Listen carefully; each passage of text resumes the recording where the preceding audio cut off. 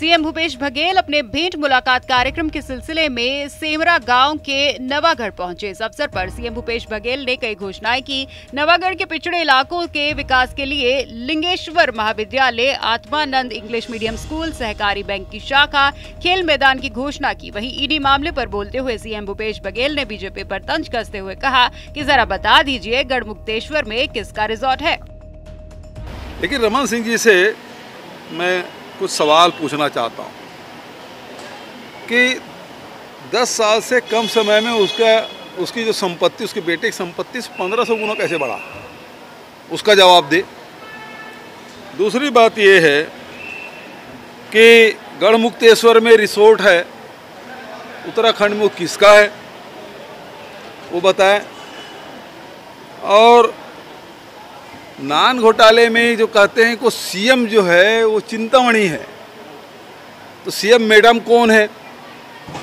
और यदि चिंतामणि है तो रमन सिंह ये बताए कि उसको आरोपी क्यों नहीं बनाया गया। सीएम शिवराज सिंह चौहान ने अंबेडकर स्टेडियम में आयोजित कृषि मेले का शुभारंभ किया। इस अवसर पर वहां मौजूद किसानों को संबोधित करते हुए उन्होंने कहा कि मेरे किसान भाइयों, प्राकृतिक खेती के इस सत्र की समाप्ति होने पर आपको विशेषज्ञों की सलाह और मार्गदर्शन मिलेगा। इसके लिए ये केवल कृषि मेला नहीं है, ये किसानों की आय दुगनी करने का महायज्ञ है। इस अवसर पर सीएम शिवराज सिंह ने कई निर्माण कार्यों का लोकार्पण तथा भूमि पूजन भी किया। इसके बाद कन्याओं को तिलक कर उन्हें पुष्प अर्पित कर उनका पूजन किया। इस दौरान चंबल ग्वालियर संभाग के 35,000 से ज्यादा किसान मौजूद थे।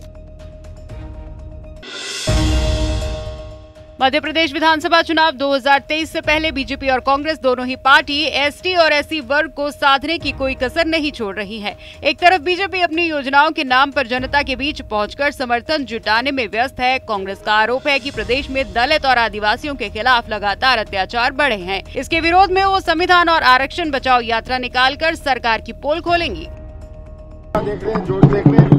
इससे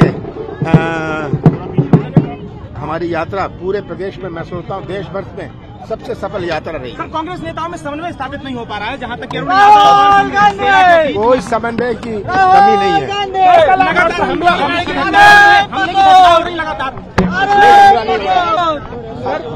भारतीय जनता पार्टी का प्रयास है कि वो यात्रा को डिस्टर्ब करें। सर, परसों आप इंदौर गए थे, कीर्तिकांड ने प्रमोट किया।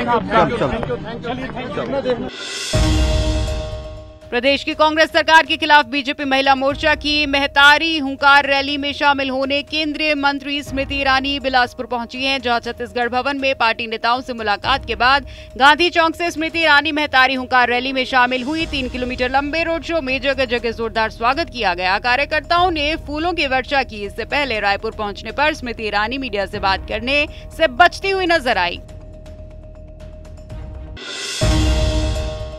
छत्तीसगढ़ विधानसभा चुनाव 2023 के नजदीक आते ही छत्तीसगढ़ में राजनीति गरमाने लगी है। छत्तीसगढ़ की दोनों प्रमुख पार्टियां भाजपा और कांग्रेस ने विधानसभा चुनाव को लेकर तैयारी शुरू कर दी है। अब 14 नवंबर को आरएसएस प्रमुख मोहन भागवत छत्तीसगढ़ के सरगुजा संभाग के दौरे पर आने वाले हैं। मोहन भागवत का सरगुजा संभाग का दौरा कई मायनों में काफी अहम माना जा रहा है। भागवत इसी 14 नवंबर को जशपुर के कार्यक्रम में शामिल होंगे और 15 नवंबर को अंबिकापुर के कार्यक्रम में हिस्सा लेंगे। आपको बता दें कि पिछले 2 महीने में भागवत का ये छत्तीसगढ़ का दूसरा दौरा होगा। छत्तीसगढ़ बीजेपी ने हाल ही में कांग्रेस के 3 राज्यसभा सांसदों के लापता होने के पोस्टर जारी किए थे। पोस्टर वायरल होने के बाद कांग्रेस सांसद रंजीता रंजन 3 दिन के दौरे पर रायपुर पहुंची थी। राजधानी रायपुर के एयरपोर्ट पर मीडिया से चर्चा करते हुए रंजीता ने एक विवादित बयान दिया था। दरअसल सांसद रंजीता रंजन ने नक्सलियों को बेचारा बना दिया था। साथ ही रंजीता रंजन कहती है कि नक्सलियों से डरने की बात नहीं है, सभी नक्सली खराब या गलत नहीं होते, बहुत से लोगों को मिसयूज भी किया जाता है। कई लोग नक्सली के नाम पर अपनी दुकान चलाते हैं। सांसद ने कहा कि बस्तर के बड़े इलाकों से आज नक्सलवाद खत्म हो गया है। मैं ये कहूँगी कि सारे नक्सलवाद जो है और नक्सली लोग गलत नहीं होते, खराब नहीं होते, और बहुत लोगों को मिसयूज किया जाता है और बहुत लोग उनके नाम से अपनी दुकानें चला रहे होते हैं। तो बहुत सारी बातें हैं और डर किसका, वो भी व्यक्ति है, हम लोग भी व्यक्ति हैं।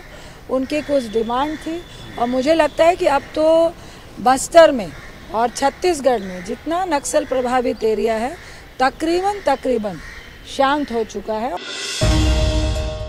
प्रदेश के अधिकतर शहरों में सड़कों की खराब हालत को लेकर प्रदेश के पीडब्ल्यूडी मंत्री ताम्रध्वज साहू ने विभाग के अधिकारियों की एक बैठक ली। इस बैठक में मौजूद अफसर खराब सड़कों के जल्द से जल्द मरम्मत करवाने के निर्देश दिए। बंद कमरे में हुई बैठक में मंत्री ने अफसरों के टाइम लिमिट तय करके दिसंबर में खराब सड़कों की मरम्मत का काम पूरा करने को कहा है। उज्जैन नगर निगम दशहरा मैदान पर एक नया सर्व सुविधा युक्त स्टेडियम बनाने जा रहा है। इस स्टेडियम को राजा भाऊ महाकाल स्टेडियम के नाम से जाना जाएगा। नया बनने वाला स्टेडियम सर्व सुविधा युक्त होगा, जिसमें 600 दर्शकों के बैठने के लिए छायादार पैविलियन होगी।